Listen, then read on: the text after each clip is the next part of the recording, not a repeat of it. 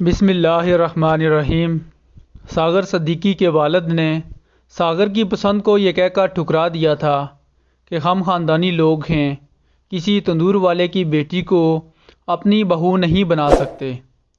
غصے میں اس لڑکی کے گھر والوں نے لڑکی کی شادی پنجاب کے ایک ضلع حافظ آباد میں کر دی، جو کامیاب نہ ہوئی۔ لیکن ساغر اپنے گھر کی تمام آسائش و آرام چھوڑ چھاڑ کر داتا کی نگری رہنے لگا۔ جب اس کی محبوبہ کو پتہ چلا ساغر داتا دربار ہے تو وہ داتا صاحب آ گئی۔ کافی تلاش کے بعد آخر کار تاش کھیلتے ہوئے ایک نشیوں کے جرمٹ میں ساغر مل ہی گیا۔ اس نے ساغر کو اپنے ساتھ چلنے کو کہا اور یہ بھی بتایا کہ مجھے میرے خامد نے ہاتھ تک نہیں لگایا اور ہماری داستان محبت سن کر مجھے طلاق دے دی ہے۔ اب اگر تم چاہو تو مجھے اپنا سکتے ہو۔ ساغر نے کہا، بندہ پرور کوئی خیرات نہیں، ہم وفاؤں کا صلہ مانگتے ہیں۔ غربت، ڈپریشن، ٹینشن کی وجہ سے ساغر صدیقی کے آخری چند سال نشے میں گزرے اور وہ بھیک مانگ کر گزارا کیا کرتے تھے۔ گلیوں میں فٹ پاتھ پر سویا کرتے تھے، لیکن اس وقت بھی انہوں نے شاعری لکھنا نہ چھوڑی۔ میری غربت نے میرے فن کا اڑا رکھا ہے مذاق، تیری دولت نے تیرے عیب چھپا رکھے ہیں۔ کہتے ہیں کہ جب جنرل ایوب خان صاحب پاکستان کے صدر تھے تو ان دنوں جنرل ایوب خان صاحب کو بھارت میں ایک مشاعرے میں مہمان خصوصی کے طور پر بلایا گیا۔ جب مشاعرہ سٹارٹ ہوا تو ایک شاعر نے ایک درد بھری غزل سے اپنی شاعری کا آغاز کیا۔ جب وہ شاعر شاعری کر کے فارغ ہوا تو جنرل صاحب اس شاعر کو کہتے ہیں کہ محترم، جو غزل آپ نے سٹارٹ میں پڑھی ہے درد بھری غزل تھی، یقیناً کسی نے خون کے آنسوں سے لکھی ہوگی، اور داد دیتے ہوئے کہا کہ مجھے بہت پسند آئی ہے۔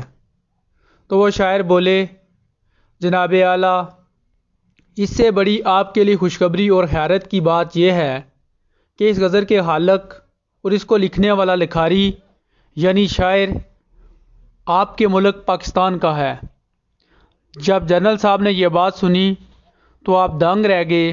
اتنا بڑا ہیرا میرے ملک کے اندر اور مجھے پتہ ہی نہیں۔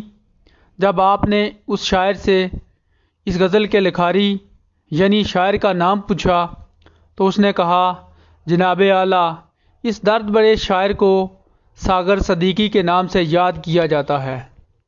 جب جنرل ایوب صاحب پاکستان واپس آئے اور ساغر صدیقی صاحب کا پتہ کیا تو انہوں نے بتایا کہ جناب اعلیٰ وہ لاہور داتا دربار کے قریب رہتے ہیں۔ تو جنرل صاحب نے اسی وقت اپنے خاص آدمیوں پہ مشتمل وفد طائف کے ساتھ لاہور بھیجا اور ان کو کہا کہ ساغر صدیقی صاحب کو بڑی عزت و تکریم کے ساتھ میرے پاس لاؤ اور کہنا کہ جنرل ایوب خان صاحب آپ سے ملنا چاہتے ہیں۔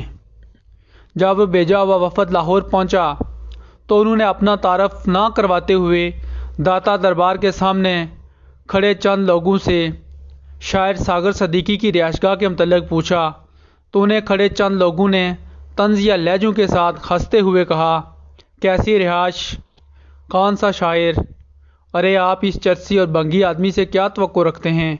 اور پھر کھڑے ان چند لوگوں نے اشارہ کرتے ہوئے کہا کہ وہ دیکھیں سامنے پڑا ہے چرسیوں اور بنگیوں کے جرمٹ میں۔ جب وہ جنرل صاحب کا بھیجا ہوا وفد ساغر صدیقی کے پاس گیا اور ان کو جنرل صاحب کا پیغام دیا تو ساغر صدیقی کہنے لگے، جاؤ ان سے کہہ دو کہ ساغر کی کسی کے ساتھ نہیں بنتی، اس لیے ساغر کسی سے نہیں ملتا۔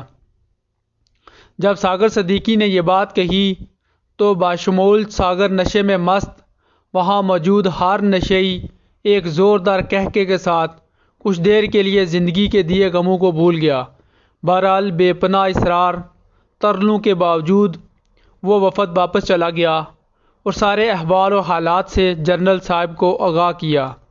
کہتے ہیں کہ جنرل ایوب خان صاحب پھر خود ساغر صدیقی سے ملنے کے لیے لاہور آئے اور جب ان کا سامنا ساغر صدیقی سے ہوا تو ساغر صدیقی صاحب کے حالت زار دیکھ کر جنرل صاحب کی آنکھوں میں آنسوں کی ایک نہ رکنے والی جڑی لگ گئی اور پھر انہوں نے ہاتھ بڑھاتے ہوئے کہا۔